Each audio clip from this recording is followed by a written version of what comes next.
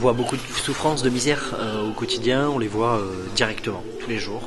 Donc c'est une souffrance qui est difficile à accepter, c'est sûr. En tant que chrétien, ça fait vraiment mal de voir qu'on laisse une situation s'aggraver. Je suis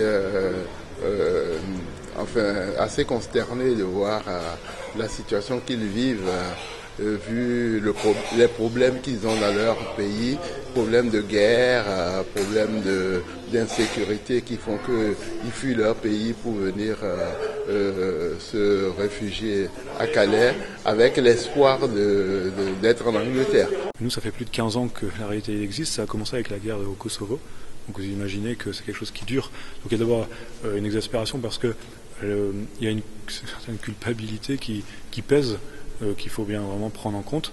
Après, il y a aussi sans doute à la fois une envie de faire, et en même temps, on est un peu désarçonné parce qu'il y a une telle ampleur des choses qu'on ne sait pas trop par quel bout commencer. On nous fait croire qu'individuellement on ne peut rien faire alors que c'est complètement faux. On a des frères en souffrance et on essaie de répondre à leurs souffrances.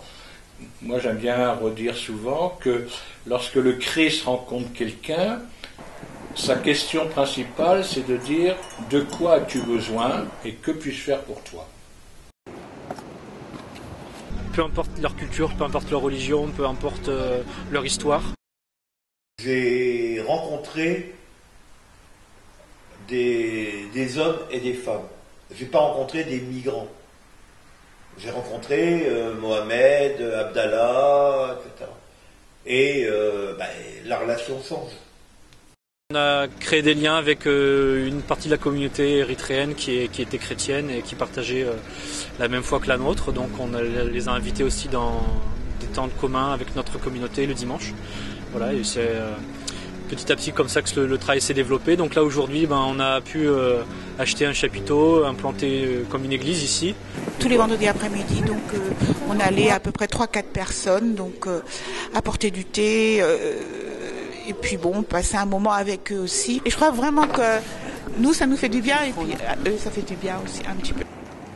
On a tout intérêt à faire l'expérience maintenant avec les exilés qui arrivent, peu nombreux finalement en Europe au regard de la population européenne. On a tout intérêt maintenant à faire l'apprentissage du vivre ensemble et à expérimenter comment ça peut être une richesse pour nos pays, pour préparer demain, parce que c'est évident que les flux migratoires sont devant nous, et quand je dis ça, c'est pas pour faire peur, mais on a tout intérêt à expérimenter maintenant comment ça va être une richesse et comment apprendre à vivre ensemble, plutôt qu'à se barricader d'un phénomène qui fait que démarrer et qui de toute façon ne s'arrêtera pas.